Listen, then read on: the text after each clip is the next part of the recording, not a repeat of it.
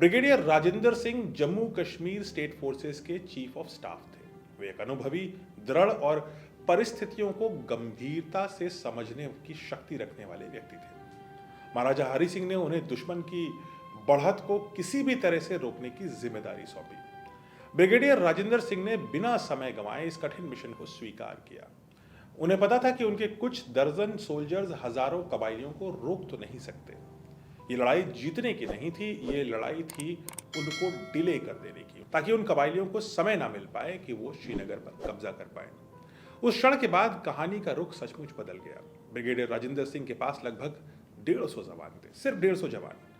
हथियार सीमित थे, गोला बारूद भी कम था, हर प्रकार के संसाधन कमजोर थे। लेकिन एक चीज जो कमजोर नहीं थी वो थी उनका मोराल।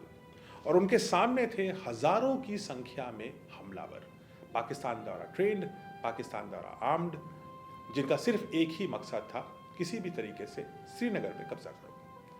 लेकिन इतिहास की कुछ लड़ाइयां सैनिकों की गिनती से नहीं, उनकी फायर पावर से भी नहीं, बल्कि सिर्फ उनकी हिम्मत और शौर्य से तय होती हैं। और इसी हिम्मत और शौर्य पर आधारित ब्रिगेडियर राजेंद्र सिंह की ये कथा शुरू होती है। ये वही कहानी है जो आगे चलकर कश्मीर को बचाएगी और ये सुनिश्चित करेगी कि कश्मीर भारत का अभिन्न अंग बना रहे। चलते हैं उड़ी के पास। यहीं पर ब्रिगेडियर राजेंद्र की टुकड़ी ने पहला मोर्चा संभाला। संख्या कम होने के बावजूद उन्होंने अपनी स्थिति का पूरा फायदा उठाया।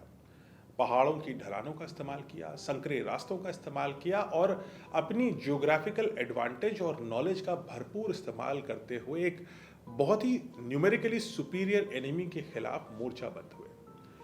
दुश्मन को यह अंदाजा भी नहीं लगा कि इंडिया इतना जबरदस्त अटैक कर सकता है। इनफैक्ट उन्होंने अटैक तो एंटिसिपेट ही नहीं किया।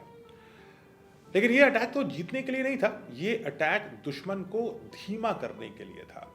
ये स्ट्रेटेजिक गोल ब्रिगेडियर राजेंद्र ने अपने सभी स्ट्रेटेजिक कमांडर्स में डाल दिया।